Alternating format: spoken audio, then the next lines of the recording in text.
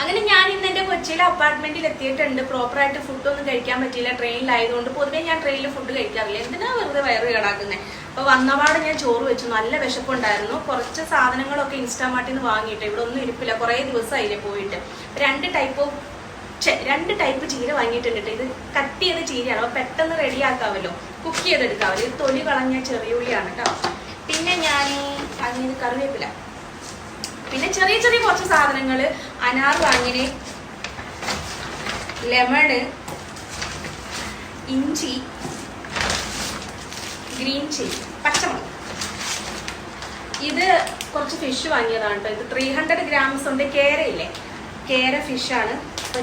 എന്താണ്, മീൻ കറി വെച്ചിട്ട് ചീരത്തോരൻ വെക്കാൻ വേണ്ടി പോവാ.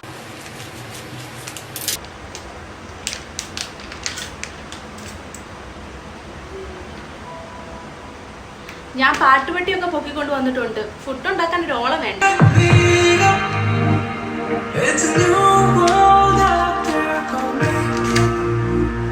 അപ്പോൾ എൻ്റെ ഫിഷ് കറി ഇവിടെ റെഡി ആയിട്ടുണ്ട്. അതിൻ്റെ കഷ്ടപ്പാടാണ് ഈ കാണുന്നത്. പിന്നെ ചീരത്തോരനും റെഡി ആയിട്ടുണ്ട്. എന്നാ പിന്നെ തട്ടട്ടെ.